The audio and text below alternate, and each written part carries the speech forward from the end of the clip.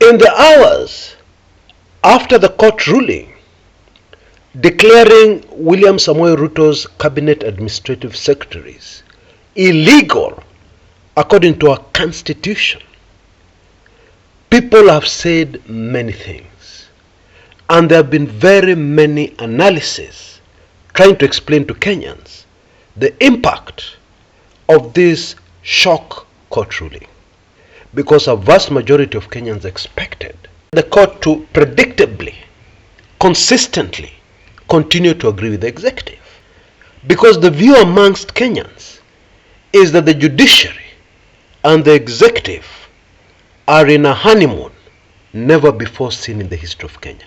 They're in bed together, contrary to what our constitution says should happen. I'm sure you've heard of the phrase separation of power. Executive, judiciary, legislature should all be separate. None should have any lovey-dovey manenos with the other. And this is the foundation of our democracy. And so this is why this ruling has shocked Kenyans. But Kenyans are suspicious. Could this be a game? Are we being treated to some sort of scripted play? And then later on something will happen and things will go back to normal? This is what most Kenyans think. So let's just dive in and take a deeper look at these manenos. And in my humble opinion, we cannot understand this CAS issue without going back to some very interesting drama that unfolded in our country in the year 2007. Earlier in 2007, because the elections were later that year, December, and then we all know what happened. The clashes followed in early 2008.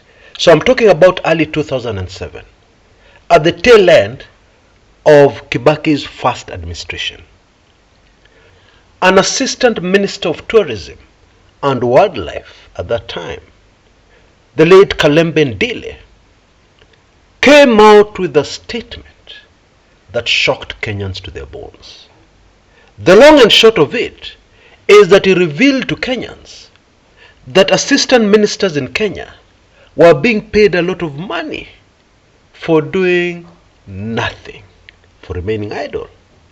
Actually, he was appealing through the press for the government to give him work because he had zero work as an assistant minister. And so he ended up using his office, assistant minister office, to do his duties as a member of parliament. His constituents came to visit him there, and his conscience pricked him. Yeah, some of us, we have a conscience, while others don't.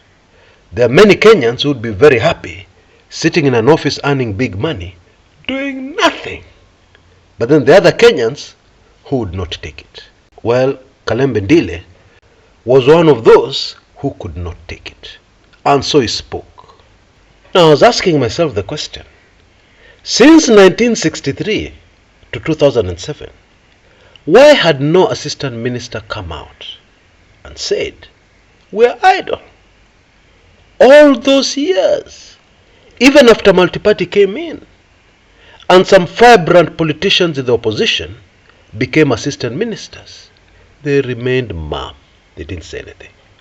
Well, that speaks to the conscience of our politicians on both sides of the political divide. Now I'm about to make a very explosive revelation, okay, about these assistant minister manenos. Yeah, nowadays we call them cabinet administrative secretaries. Lakini hiyo ni kizungu mingi tu. These are people deputizing cabinet ministers. That's really what they are. And the revelation I want to make is the following. Those who deputize cabinet ministers, realistically speaking, cannot have any work to do, because the way government works, in some instances, even a full cabinet minister has to struggle to be put in the loop of some of the things which are happening below him at permanent secretary level. So if a cabinet minister has to struggle to be in the loop of some of the things which are going on. Does an assistant minister or somebody deputizing a minister have any chance you can imagine or dream of being put in the loop? The answer is no, never. Let me give you a few more details about that. Now, we have had very many instances in the past where Kenyans have been shocked to find out that the permanent secretary in a particular docket is more powerful than the full cabinet minister. And the best example of this is a man who was called Hezekiah Oyugi, who was a permanent secretary in the Ministry of Interior during the Moi administration. It was said full cabinet ministers went to see Oyugi and knelt down before him, begging for favors. Full cabinet ministers. And Kenyans have always been mesmerized about this power that Oyugi seemed to have. And let's stick to this docket of Ministry of Interior for this next example. You see, it depends a lot on the sensitivity of the issue, and the president in power, and how much he trusts his cabinet minister. Moi trusted Oyugi, a non-politician at the time, more than his full cabinet minister. And they have given you another very important clue. In those days, cabinet ministers were politicians. And of course, the president fully understood the DNA of politicians, because a politician can betray you in a second, as opposed to a bureaucrat, a trusted permanent secretary who is not in politics, is not looking for any political favors, is not looking for things to do to help his political career. And so President Moi would give instructions to his PS, discuss issues with his PS, and the cabinet minister had no idea. The George Saitoti assassination is a very glaring example we can give here. George Saitoti was the cabinet minister, Interior. And if it is true that he was bumped off by the government, then it goes without saying that there are some papers that would have needed to be signed, some information that would have passed within his docket, which had something to do with this planned helicopter crash. But Saitoti was the cabinet minister. He had no idea. So who did the signing and the authorization and the liaising? His PS. No assistant minister would have come into play here. Forget it. And that is the reality of the way government works.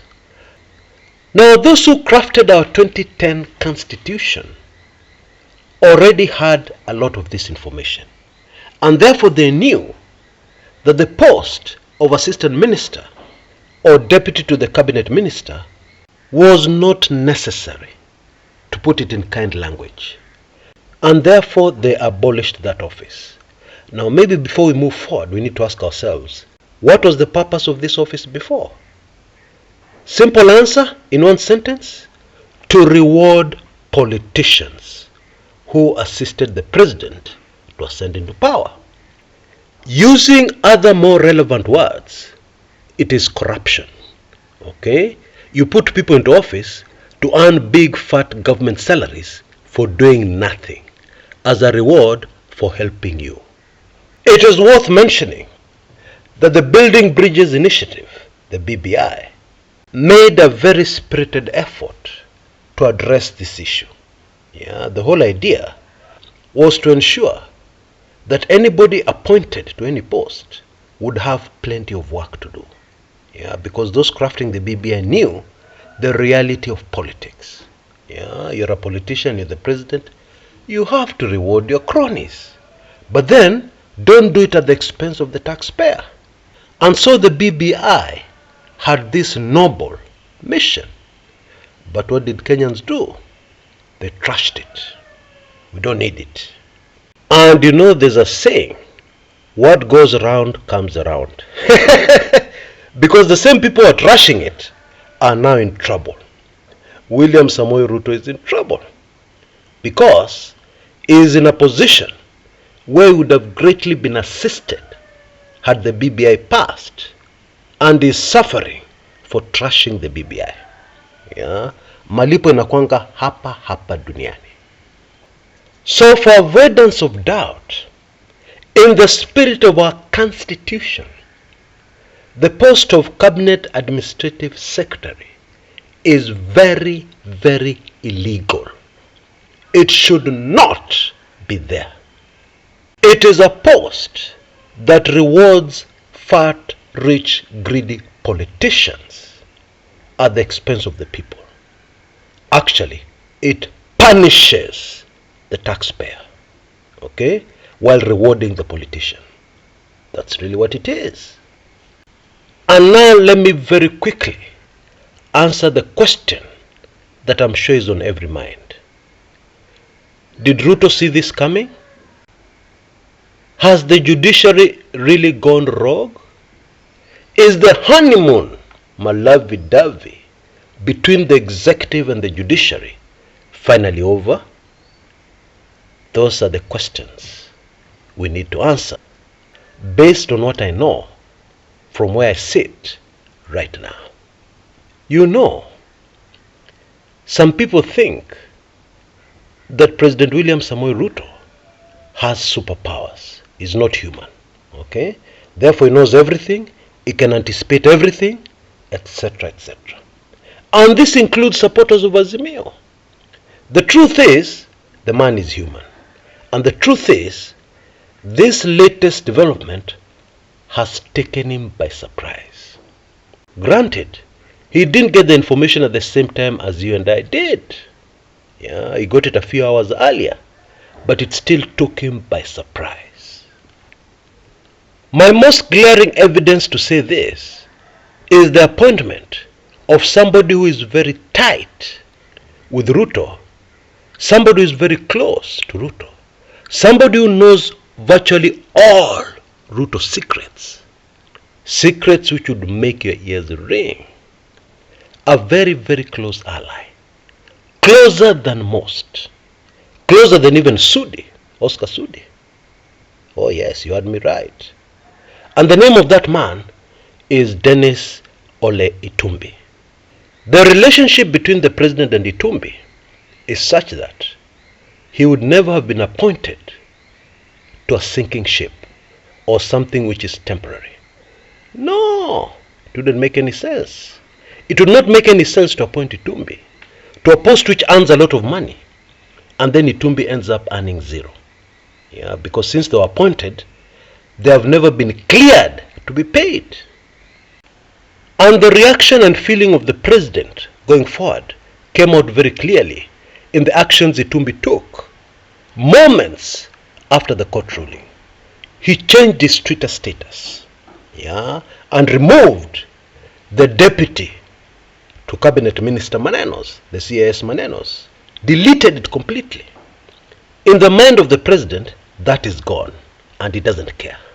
Okay? Of course, you dear sycophants will do everything to make a lot of noise, to make efforts to get the court ruling reversed, etc., etc. But in the president's mind, it is inconsequential. It doesn't matter. Whatever happens is not important to him. Finally, has the judiciary gone rogue? In my opinion, the marriage is in the rocks, but it is still a marriage. This couple are still living together. They're still staying under the same roof. They're still eating on the same table. Lakini sasa, one of them amenuna. One of them amefura kama mandazi ya bama. One of them is not talking. Yeah. Wanaulizwa maswali, zengine wananyamaza. Okay? That is the status of that relationship. Now, anything can happen going forward. It is possible that the particular spouse who is feeling betrayed, who is feeling annoyed, anaweza kupembelezwa. Apewe hii na kile. Oh darling, I have a surprise for you. I bought you a brand new car. Something like that. And then the honeymoon can continue. These things happen. Or it is also possible that the damage done is irreparable. Only time will tell. Until next time, this is Chris Kumekucha.